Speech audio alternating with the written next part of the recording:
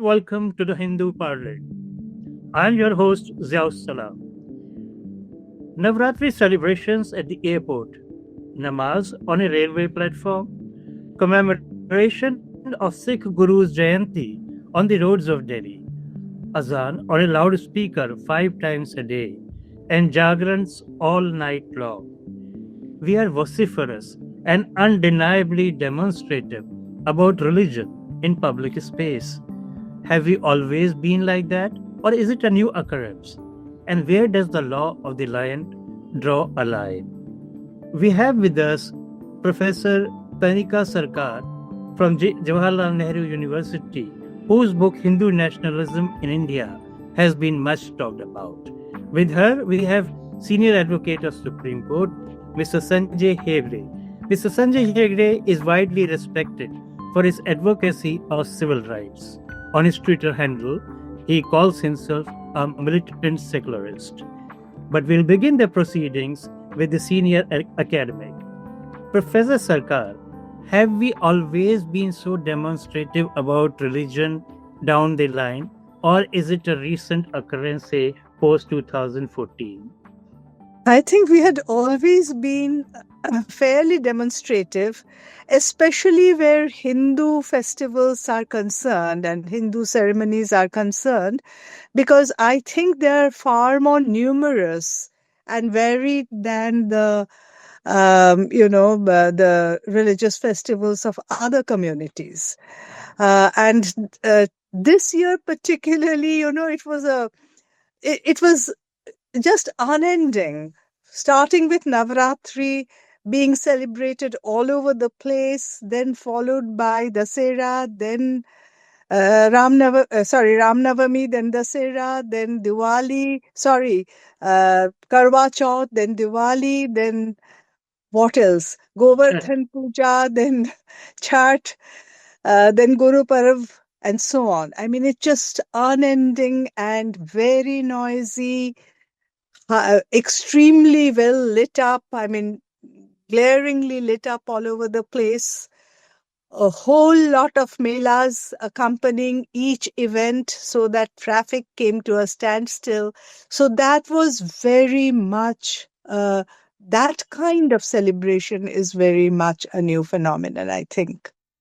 It was always there. There were these festivals, but they are now, I think, being added. They're increasing in number, and everyone is celebrating. Say that this is basically a celebration of life, a celebration of positivity. How do you look at it? There are many kinds of positivity, and something that brings civic life and completely to a standstill, and something that takes over public places, civic spaces. For instance, in these crowds around the mela grounds, they are chock-a-block, the melas. I've seen repeatedly that ambulances carrying patients can't proceed an inch and nobody would give way. So I don't think this is entirely a positivity. And I think the crackers, and I think all restrictions were removed this year. One just has to look up the basic material on noise pollution and air pollution. I mean, Delhi hasn't been the same since then. Yes. I don't know about other places. In Kolkata too, the festivities keep on mounting, keep on getting louder. The loudspeakers. Kolkata has this special problem of loudspeakers, and very loud music being broadcast non-stop. So that's noise pollution, sound pollution. Examples you gave are essentially from the Hindu festivals. Yes. But the minorities are not above board. You see, actually from my experience post 2020, most of the mosques in India have started having multiple service sessions on Fridays. Earlier, they used to have only one Jamaat, with people spilling out of mosque onto the pavement and onto the main road also, where everybody who was just passing through was affected by the namaz. But post 2020, thanks to that initial social distancing, mosques have started having multiple service sessions. But why did the community or the community leaders need something like COVID to practice what should have been done earlier. That is true. I do not stay close to, I'm not in a place where there are too many mosques, and I find that when the azan in the morning is being chanted, there are loudspeakers immediately put on to broadcast bhajans. So it's a kind of a competitive, musical sort of, or a music competition. I'm sure this is true. I have heard from Kolkata that Park Circus, areas like Park Circus or Raja Bazaar are full of loudspeakers, and the loudspeakers are getting louder and louder. But I don't see that much of blatant defiance in Delhi. Maybe there are certain areas where this happens more, but it's not a city-wide phenomenon. Mr. And it's K. probably restricted to certain hours in the day. Yes. And as you say, COVID has curtailed even those occasions now, Yeah. and shown some sense. Yeah. Mr. K, the constitution of our country. Before we get into that, let me just get into the facts a little bit. Where Professor Sarkar lives in a very leafy area of JNU, I guess.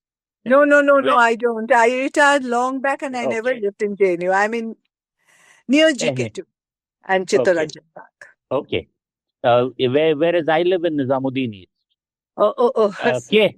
And so this mosque and the azan question, I do understand that the call to prayer has to be made. But it is a cacophony when several mosques within a few meters of each other start at different times. Absolutely. And again, I think community leaders' intervention should be made so that you don't that it can be broadcast once from one central place. Exactly. And you don't go on that. No sooner that one starts, that another starts halfway through, and so on and so forth. There are, of course, today there are other things like nothing prevents a mosque from broadcasting maybe on a closed user group or a WhatsApp group or something of that kind.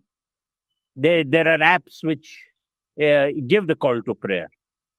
These are things just like that thing about several services on Friday. Maybe we need. I'm not speaking only of the Muslim community. I'm speaking of all communities. We do need to take into account that old proverb that an Englishman's freedom ends where a Frenchman's nose begins. So please be careful of your neighbor's welfare, his sensitivity, his or her sensitivities as well. Yeah, it's coming to that only. The concept of is azan on a loudspeaker started some 60 years ago when most people in India did not have watch at their home.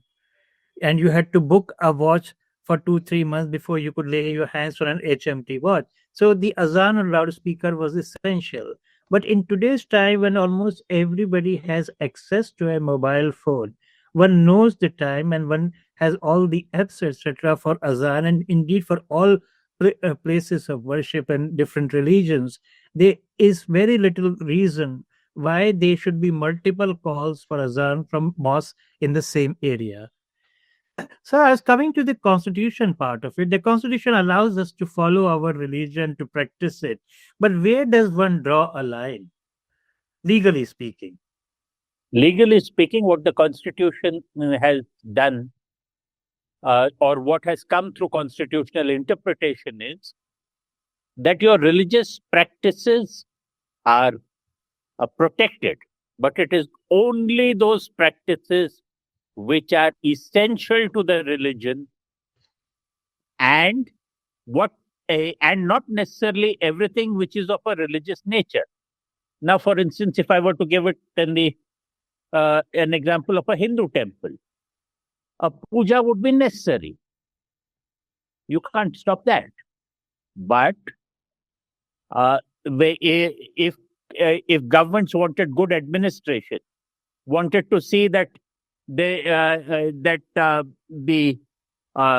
ghee and the oil for the lamps, etc., was of good quality, that certainly can be regulated. Equally, you can regulate religious practices on grounds of public order. There was the Anand Marg case from Calcutta. The Anand Margi said it was their essential religious practice to take out a public procession which had with a skull, with a dagger and other things. So the Supreme Court said, no, look, you are not a separate religion. You are a sect of Hinduism. And in any event, it was claimed that the Tandava dance was an essential religious practice as far as the Anand Margis were concerned. And they said that as far as this practice is concerned, you have not shown any proof that it started with the foundation of your sect. It's some later innovation. That doesn't make it an essential religious practice. So the test often is that the courts adopt is that of an essential religious practice. So if you were talking in Islam, for instance, I don't think anybody could regulate the prayer or even the call to prayer. But if you were to regulate the noise regarding the prayer, or say that in an area there will be only one mosque which will broadcast the azan. So you go to whichever mosque. I don't think a court would a constitutional court would interfere or say that every mosque we could have a separate call. In terms of legality, we witnessed two different things in Uttar Pradesh and Delhi over last 1 year or so. We had a circle officer in Uttar Pradesh in police uniform dancing with the revelers, Hindu revelers, on a Hindu festival, and in another case, a lower level police official in Delhi kicking Muslim worshippers who were offering Friday namaz on the road. How does one trust such a system? See, that's not a legal question. That's an administrative question. Yeah. Right? The administration may have ceased to be impartial. But just because a Hindu officer dances at a Hindu festival in uniform and he loses his bit of impartiality would not mean that if you were regulating the streets, that you could not ask somebody to move on. Of course, kicking is absolutely out of the question. But regulating, saying that please you will pray inside the religious place, that is perfectly within the realms of constitutionalism. Professor Tanika Sarkar, growing up in Delhi and maybe in any metropolis, you would have seen bhajan mandalis operating in various middle class colonies for years without any provocation, without any objection from anybody from other religions. How come in recent years there has been a much greater display of religion? It's like in your face religiosity. And how far removed is that from this, say, holy celebrations or Diwali or even other Ramnavami celebrations during the age of the Mughals and the British? I didn't grow up in Delhi. I grew up in Kolkata. I would say that there are places in Kolkata like Park Circus where the noise level during prayer time at mosques is really, really disturbing and troublesome.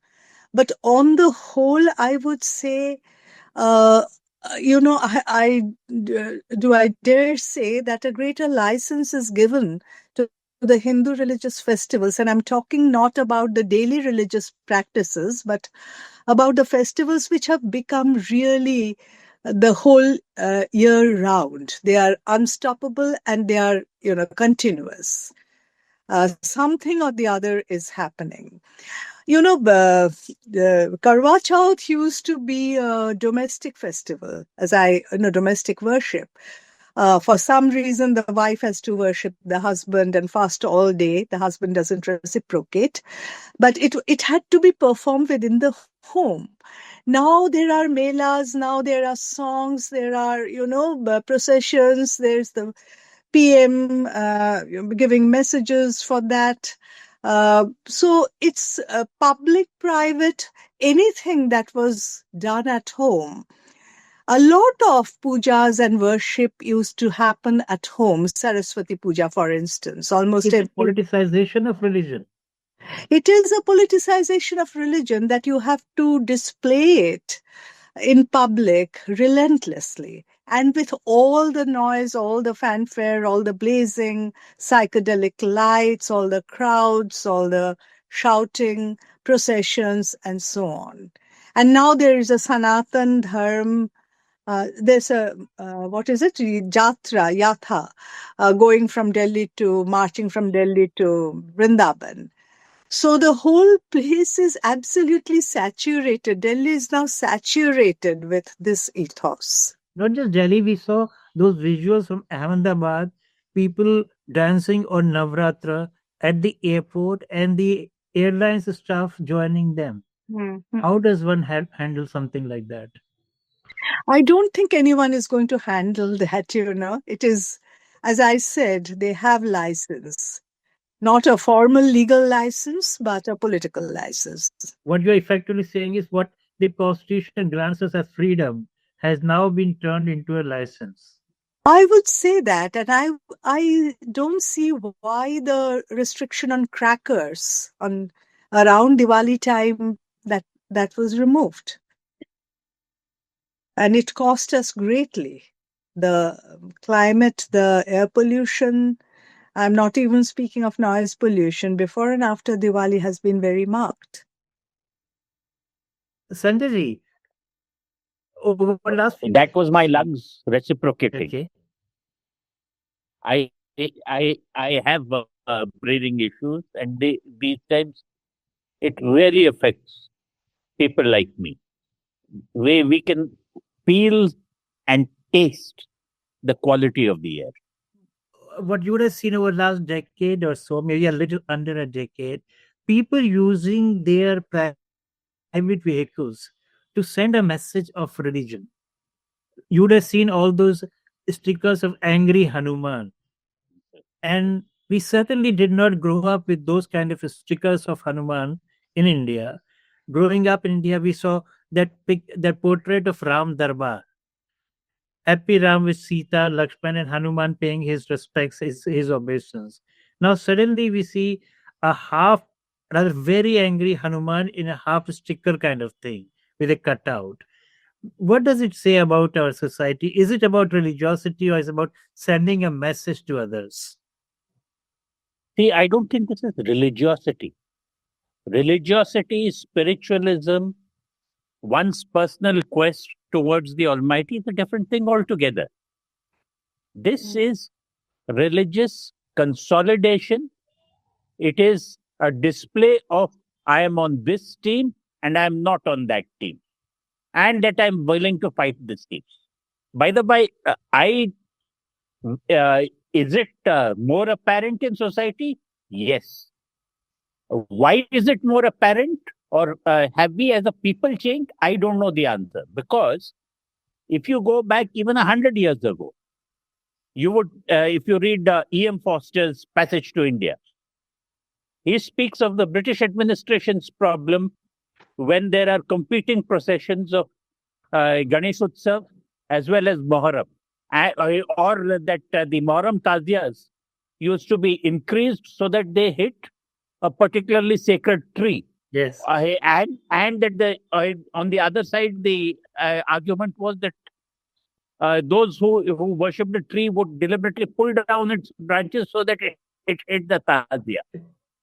So, as a society, as being consolidating around your religious identity and then turning it into rival gang warfare or tribal warfare or being spoiling for a fight, as it were, that is been part of our behavior even before.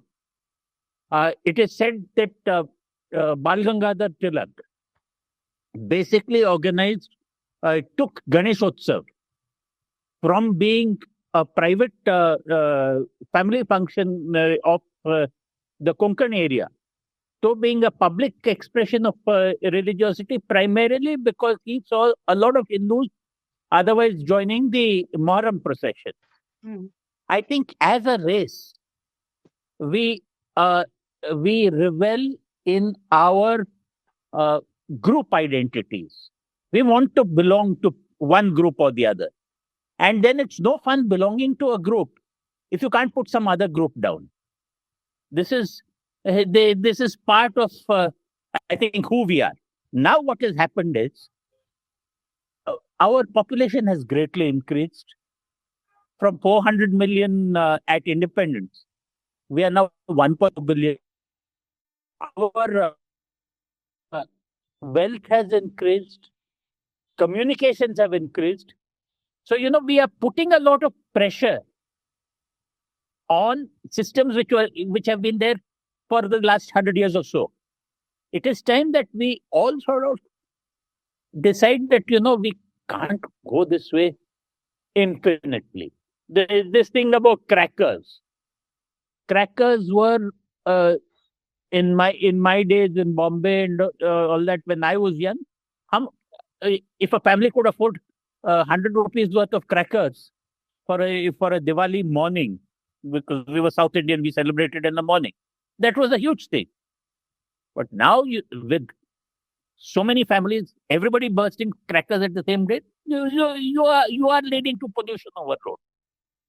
We need a method of handling our group identities in a manner that causes the least impact, the least negative impact on other people and on ourselves.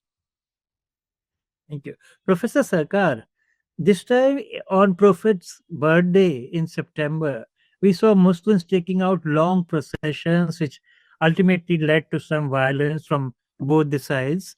Do you think this celebration of Prophet Muhammad's birthday is part of reaction of minorities to like more demonstrative celebration of Ganesh Chaturthi and Ram Navami and so on and so forth?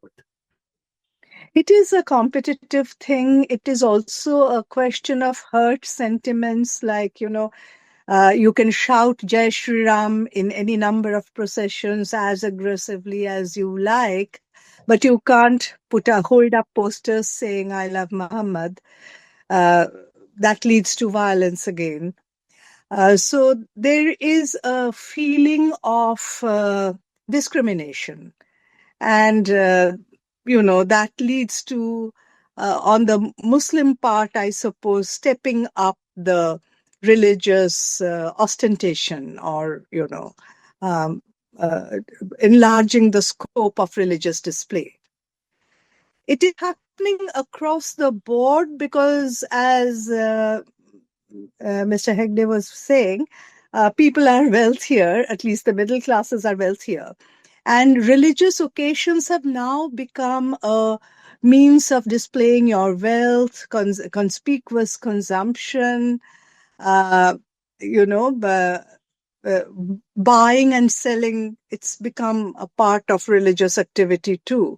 So, and also, this kind of conflict was very evident from the 1920s. Music before mosque at prayer time taking a procession outside the mosque with loud bhajans that often led to riots because Muslims would start stoning the procession, they would hit back. So it was a ready made issue for violence, and that spread all over India. So this happened during religious festivals or processions. It's now increasing, but it's also becoming a little one-sided. And there the question of a kind of implicit extra legal license becomes important, I think. Isn't there a feeling Tell that me people how enjoy immunity no matter what they do? Yes, one is that. And secondly, you do not tolerate, um, you know, you do not only do not give immunity to other communities, to minority communities, but you also, if they celebrate something, you can often stop it with immunity. Churches being stopped, and people being stopped from going to churches or even holding prayer meetings at home in MP and Chhattisgarh, etc., being attacked. So these are becoming everyday, religion is becoming a mode of everyday intimidation. And I have no doubt that terrorists are also wreaking terror of everywhere. There had been also the Malegaon bomb blast. So, but it's a very explosive situation. It's a very, and certain kinds of religious, public religious activity like the Pulvalukis, which is a very old tradition and a beautiful tradition, that has been stopped. What does it say about our polity? If I could take that, I think our polity enjoys division. Our political leaders have followed the same principle of divided rule that our previous rulers had. And as long as you can convince the majority that they are actually a hurt minority, or you can convince the minority that, that but for the protection of one set of people, they would be totally at the mercy of the majority. Uh, so you consolidate your camps, and the great mass of us who are actually a political, who like to say a plague on both your houses, uh, then tend to sort of uh, get pushed into the two respective corners, because obviously, if division is on religious lines, then though you may not be an observant Hindu or an observant Muslim, you can still be identified as one, and then you feel that safety lies on your side. There's that instance of Sadat Hasan Manto, who, while he was contemplating going to Pakistan, his Hindu friend said, Why will you go to Pakistan? What kind of Muslim are you? So you're drinking and you don't observe any of the tenets." So he looked at him and said, "इतना तो मुसलमान हूं कि मारा जा सकता हूं." So that our we need to get beyond our religious identities. But today it seems that both the majority community and the minority community, at least the largest minority community, we both seem to be allegedly living in danger of each other, or at least the politicians would have us believe. So, what is the way out? I think the way out is to laugh at the politicians. There is nothing as corrosive of uh, pomp and pretense as a good, healthy laughter. You have to. They People are surprised when I tell them that there was a time in the Middle East when politicians like Nasser would mock the mullahs of their own country. They There were people, there were rationalists out here. Right till recently, on the Hindu side, you had Dabholkar, Pansare, Kalburgi, Gauri Lankesh, all of them have been shot. Yes. But they did much more for the cause of rational religiosity. And they were truly religious in a sense that none of these Dharm Gurus can be. Yes. So, Professor Sarkar, last word from you. Is it time for rational religiosity? I think that has been eroded very substantially. You do not hear about doctrine, very little about doctrine, about spiritual, as he was saying, as about spiritual quests. Till the end of the 19th century, up to mid 20th century or even later, these things were not absent. But now it's just, a combative religiosity. A combative, self-advertising, a very aggressive kind of religiosity, and a whole lot of ritualism that didn't exist to that extent earlier, now becoming very, very prominent. All embracing, covering every possible space, every possible time. There is nothing outside, it seems, of, community celebration, celebrating itself. On that note, I'll have to thank you and Mr. Sanjay Hegde for sparing time for us. It's been a pleasure to listen to both of you, and I'm sure the Hindu readers will agree. Thank you. Thank you.